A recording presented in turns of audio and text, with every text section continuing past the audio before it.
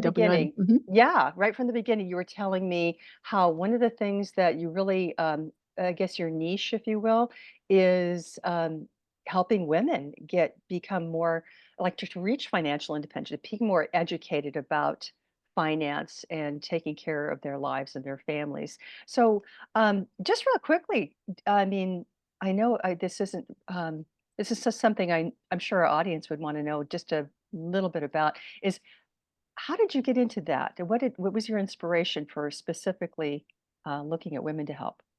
hmm Yeah, so I actually was a single mother myself, a young single mother, and I was a manager at Starbucks, and just working day to day, paycheck to paycheck, supporting myself and my daughter. And a gentleman would come in, and kind of got the feeling, that he was in some kind of like sales position. Mhm. And so finally, I sat down and talked to him, and it turned out he was a financial advisor, and he said to me, what would happen to your daughter if something happened to you? And it just like blew me away because Yeah. nobody ever asked me that question. They don't teach you about things like that in school. And so I just thought, wow, thank you for asking me the question. And how do we take care of that? How do we fix that? So he actually became my first mentor. And from there, I started getting different licenses and studying. And I started in the financial services industry in 2007 and just, never looked back. And I had helped, just kind of anybody who came along in the beginning because that's what you do. But throughout the years, I realized I do my best work. I can be most authentic and do the just be most passionate about helping women Yeah. because there's just so many considerations and intricacies about helping women with their finances. Yeah, that totally makes sense. And honestly, I think I sort of knew that about you, but I didn't really get the whole story until just now. Isn't that funny? So I'm kind of glad I asked. Now our audience knows as well. Now, Yeah. I think the reason I asked you to be on, I'm a health coach. I'm a health and wellness, especially for women. And I think the whole reason it even occurred to me to ask you to be our guest today is because you were talking to me about you said something about financial wellness, and I thought, Mhm. "Yeah." And I wanna hear more about your financial wellness. So what do you mean by that? What is financial wellness? Sure. So there are many dimensions of wellness, just like how to somebody for an individual. So there's emotional, there's spiritual, there's physical, but one of the facets is financial wellness, right? So it's just one of the ways that the way you maybe have a relationship with money, the stress that comes around money. It's about 7 hours a week are lost to Americans' productivity Hmm. because they're stressed about money. There's a big change in the way that corporations are offering benefits. And one of the benefits is financial wellness and financial planning, just because they know that it's such a big part of, people's lives. Um, and just like how we all know, couples have stress, right? That can be financial and can actually break down a marriage and end up in divorce. So it's just, again, one of those facets of wellness that I like to focus on because I think that um, it's all intertwined, just like I'm sure how if you're not well emotionally, that can come out physically. Mhm. And if you're not well financially, that can affect you spiritually. It can affect you with your interpersonal relationships. So, yeah, that's a kind of in a nutshell what financial wellness is. I love that. That is a big part of living a full and well life is you've got to have that peace and play, and it's all affected by everything else, right? Mhm. So let me ask you this. So yeah, I know you focus on helping women. So what are the financial dynamics that affect women today? Mhm. Well, specifically, there's many things, and a lot of us have heard of these. statistics uh, throughout, especially as women. So there's the pay gap, right? So Mm. women tend to make less. And part of that is it's multifaceted. Some of it is due to them taking more time out of work due to caregiver roles. They're more likely to take time out or work part-time to take care of children. They're more likely to take time out of work or work part-time to take care of elderly parents. Mhm. I actually have a client who took a couple years off to take care of her elderly aging parents, and she went, $60,000 in debt doing that. Mm. Um, because she was the sibling that was in charge of it. So um, there's that aspect. There's also, the tendency for women to maybe not negotiate the proper salary that what they're worth, or maybe they'll look at a job posting and think, okay, well, I have to have, 100% of those qualifications in order to even apply for the job. So Mhm. there's just different things that affect women in that respect, and things that contribute to the pay gap. And then of course there's just the regular, maybe a woman does the same amount of work as long as a man, she still gets paid less. So Mhm. we're still trying to figure out how to help women in that way and how to minimize that pay gap. Mhm. That's great. um yeah, another dynamic is that women will live longer, right? Mm. So, um, as two people, and this is, we're talking about, just general terms, general man woman relationships. Obviously, there's many different types of relationships out there. But this is just going to be in general, in that type of relationship where there's a man and a woman. Well, the woman's going to live up to 5-10 years longer than the man. Well, she also in that time may have been taking care of him at the same time, right, being that caregiver. So she will live longer, but she will also more likely need long-term care for longer, because she has been doing all that caregiving all that time, maybe for that partner, and then just maybe in her lifetime. Because again, like we were talking about with wellness, if you are consistently worried and stressed and focusing on someone else, your health will suffer. Mhm. So that's one of the issues that can affect women as well. And then, the financial literacy, you would think that, throughout the generations that maybe the younger women have a higher rate of literacy.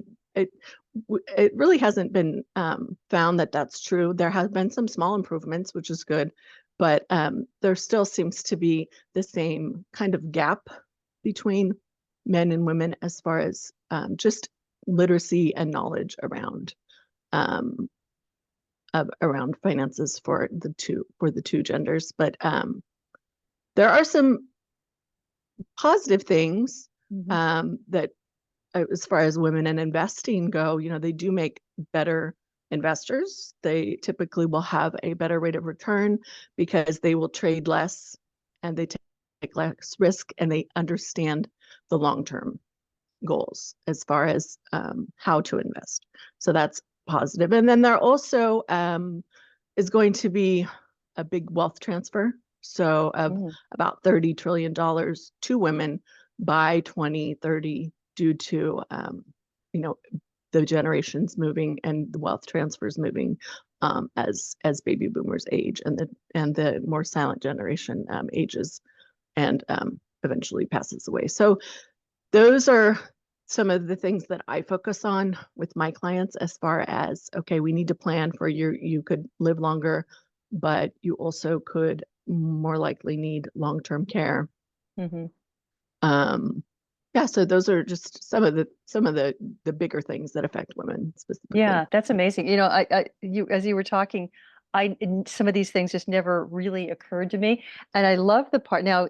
Yeah, there's some of the yes, obviously pay gap and how much women in our culture right now, at least, tend to sacrifice their time for the family, rather than, holding down the outside job. And sometimes it's both. Most of the time, I think it's both. But I Yeah. love the idea, and it's funny because I think that most men would not answer this correctly, that women make really good investors, just for those reasons you cited. The long-term vision, and because you know, h- basically, buy and hold rather than buy value and hold rather than, think that you're in a poker game where you're gambling every hand. That doesn't work.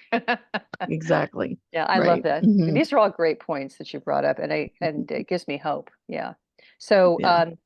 also, knowing all that, especially interesting that you brought up, there's going to be a gigantic transfer of wealth. I mean, it's started already. I've seen it just in my own, age group, in my own peer group, where, we're Right. basically, for lack of a better word, just inheriting what our parents are leaving us, and oftentimes split between siblings. But I know this is a big issue for people. They aren't prepared. They just don't know what to do. They never had really thought about it too much, what to do with a sudden, bonus of income. What do you do with that? Because what do you do with it means everything. So, yeah, I love that, people do need to start thinking about these. So, um, Hmm. just focusing on tips for helping women right away. What are some of the things that women can do right now to improve their financial picture, would you say? Hmm. So, things that I do with my clients, the first exercise that I have them do is to fill out an expense worksheet. Mm. And yes, it's a spreadsheet. And yes, it has numbers, but it's a really good exercise because it makes them look at their bank statement, look at their credit cards, and go, oh, wow, I spent $2,000 going out to eat this month. Or, wow, I'm spending this much on debt, on paying off debt. So that's one of the first things, best things that people can do is to not even budget is, but budgeting is a good thing, but just taking the first action of creating a, filling out the expense worksheet, the spreadsheet, and I can provide that for you if you'd like. That's the number one thing I think is what's best for people to do. Mhm. And you also want to try to create a budget, right? So there's going to be things that you have to pay for. Like you have to live, you have to eat, you will need a car, especially if you're a family and you have, many children that you have to take to different things. So we like to say that you want to do a 50-30-20 rule when doing your budget. So 50 is on needs, right? Needs like mortgage, rent, car, food, things like that. 30% on wants, because many times it's like, well, yeah, I mean, I going to the spa makes me happy. Going to the spa is good for my emotional well-being. So that would be a want, or a massage, or something like that. Maybe you like to spend a little more on clothes, or just things like that. I understand that those things are important to people. I mean, we got to live, right? We got to have a certain level of lifestyle. Mhm. And then the last 20% should be spent on savings. So, whether that's in your a 401k, or another type of retirement account if you're self-employed, or maybe just building up your emergency fund. That's a good rule to start with for budgeting. And Mhm. then another thing is, to set clear goals. So what do you want for your money? Are you concerned about retirement? Do you want to buy another, a house, or an investment property? Do you need to send your children to college and you don't want them to have, a lot of student loans? So figure out what your goals are, your short-term and long-term goals. And building an emergency fund always helps. That way, that, hey, happens, Mhm. I can go to that emergency fund instead of going to high interest credit card. Because unfortunately, no matter how good your credit is, and um, no matter what type of credit card it is, a lot of credit cards out there still have very high interest rates, even though interest rates are still on the somewhat lower side in general. So, and then again, make sure you're paying off your high interest debt. Um, and one of the things that people kind of don't really take into account, but there has been some research and studies around this, is understand your emotions around money and what your family history was around money. Mm-hmm. Because many times how your parents treated money or Mm-hmm. what you saw growing up translates to how your attitude around money. I've met with people before who had, like, I think one lady, she had $500,000 in the bank, because she was so risk averse. Mm. And that was because of her parents' attitudes toward money. They were, you'll still find some people who had those parents who grew up in the Depression era, Mm-hmm. right? And so they're much more conservative about their money and what they do with it. And then also many times people had pensions, so they didn't have to worry about um, that taking on that risk of planning for their own retirement. So really, you know, do a little digging. And I know sometimes it can be stressful, but do a little digging around your attitude towards money and just think, like, is this reasonable? The actions that I'm taking. Mm-hmm.